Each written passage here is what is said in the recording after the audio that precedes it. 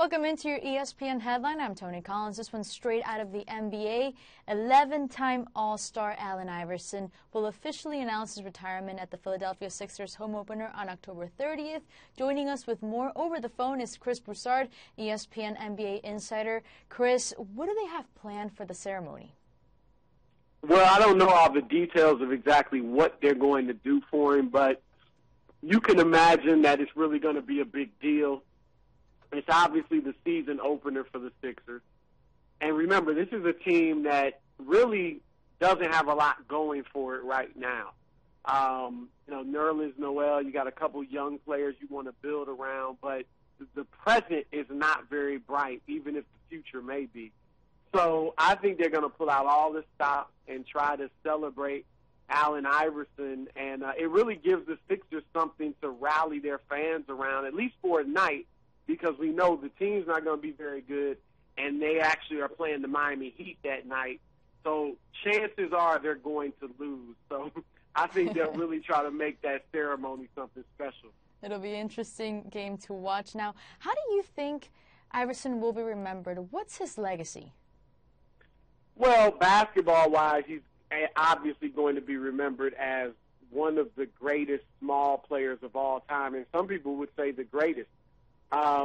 But sixth-ranked scorer in terms of points per game for his career in the NBA, in the history of the NBA. I mean, he's only behind Michael Jordan, Wilt Chamberlain, Elgin, Baylor, LeBron James, and Jerry West. He is the only 6-foot player in the history of the game to average more than 20 points for his career, and he averaged 26.7, so he was well above 20 points. So clearly be remembered as one of the greatest scorers, greatest one-on-one players, arguably the quickest player of all time. His legacy will be complicated, though, because, of all the off-the-court things that went on, his infamous practice rant. And I remember him as he was a very thoughtful guy, had a big heart, and sometimes that, hurt him because, he took care of so many people. At one point, he was taking care of up to 40 people that were living off him, many of them adults who weren't working.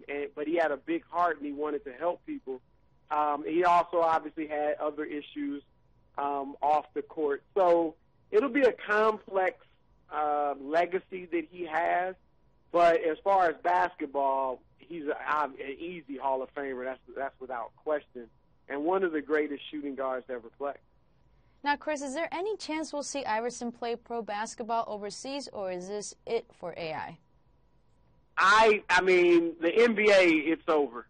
He probably wouldn't be retiring if there was a chance that he could play. Remember, he's 38 years old, and some of the off-the-court issues that I alluded to are things that, are reasons why a team wouldn't and really hasn't considered bringing him back for the past, 3 or 4 years. 3 years. So overseas, he went over to Turkey for a while. Things didn't go that great over there. So I think he's done playing basketball at the professional level. There's always a chance you could go overseas to make easy money, but I think that he's probably done. Thank you so much for your time, Chris. Now, Iverson, an 11-time All-Star, finished his career averaging 26.7 points per game, the 6th best career scoring mark in league history.